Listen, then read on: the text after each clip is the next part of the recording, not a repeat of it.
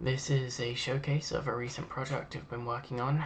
It's my first full project in computer vision. I thought it was really cool, so I'm making a video about it. The idea of the project is to replace a mouse by using the camera and using your hands and their positions and different attributes of them to control what the mouse would normally be able to do. So, for example, you see in the camera in the top left, it's tracking my finger, my left finger. This is my left finger. It's a mirrored shot, um, and it puts a purple dot on it. And no matter where this finger goes, it will track where it is. And this is going to control the mouse's position. The right hand is going to control the action. So, if my right hand is open, you'll see here on the top of the camera it says open. If I close this hand, it now displays closed, and if I do like an OK sign, it will say OK, and each of these have distinct actions. So the idea is you'll be able to move around the cursor using your left hand and do something with your right hand. So the way it works is if I close my hand, that's essentially a mouse down, and it's just a mouse down. It's not a full click, a full left click. So what that means is I can now drag around, and that's like a select box. And when I open my hand again, that's the mouse up action that releases. If I do the OK sign, that's a right click. And for example, like I could create a new folder by just left clicking in the right places. I can now select that folder and drag it around. I can then right click it and delete it, just like that. That's all for the demo, and now I'll explain how the code works. So let's go over here into VS Code. The way it works is it's using a Google feature called MediaPipe, and that's got a framework for sort of plotting the hand landmarks. That's like 20 or 21 different points on the hand, and if you pass in an image, and it will draw those points on, it will give you the coordinates of them. So the way it's working is I look at my camera, I convert the image into the correct format for MediaPipe, and then it processes it. So what the output of this is, it will give me it'll give me a special class with attributes containing two important things for this project. The first is the normalized positions of all of the landmarks, and the second important thing is whether the hand detected is a left or a right hand, and that'll be important next up, where because each hand has a different sort of action that it needs to have. So this line of code will convert the output of the results into a dictionary which you can actually read, and this will determine whether it's a left or a right hand. And then all it's doing is, if it's a left hand, that's this, then find the coordinates of the tip of the index finger.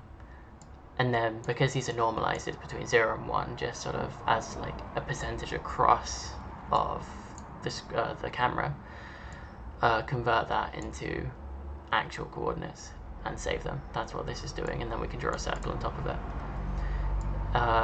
Instead, if it's a right hand, we take all of the landmarks and we change the flag saying we've actually found a right hand.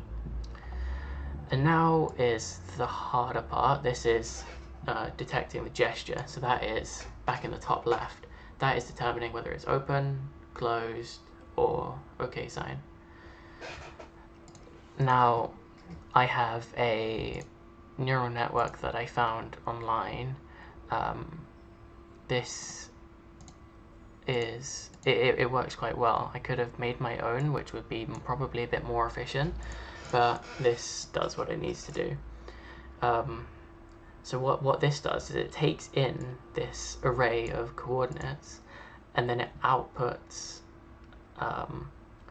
it outputs a classification on what sort of gesture it thinks your hand is doing. Uh, one of the problems I ran into at the start was this sort of passing it into the neural net was taking about 30 milliseconds per trial, which at the frame rate that the camera is running makes the camera seem quite slow. So I worked around this by using multiple threads. So I'm calling this buffer_nn function, which is found here, and this all activates within this buffer class. So what this is doing is it's passing the landmarks through the model, through the neural network model, and then it's setting this buffer attribute within the class to the result of the neural net. And the reason I need to do this is with this threading, I need just a single function I pass in, and I didn't know how to get a different output sort of normally, so I decided on having each call of this access the same attribute. And then you have a concurrency problem where I need to make sure that I'm not reading from this attribute before it's written to, and make sure everything's happening in the right order. So that's where this countdown comes in. There's a delay between, or sorry, maybe it's better explained as, not every frame passes in a set of landmarks into the neural net. Only every 3 frames do that. Also, every 3 frames you're actually getting the state. So there is a delay, and that I found is enough time to solve the concurrency problem while also making this quite responsive. Like, there is a bit of a delay between me changing what my hand is, changing my gesture and it updating what's on the screen. But I find that delay is not enough that it makes a significant difference. So then these states just outputs of the neural network. Both of these refer to like an open palm state.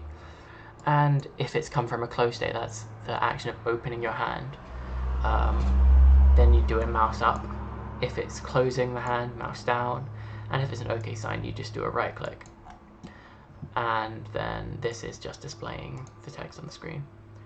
So that's my project. It's been about a week in the making. It's a really nice intro to computer vision for me. MediaPipe is fantastic software, and yeah, everything sort of based around this sort of hand tracking module.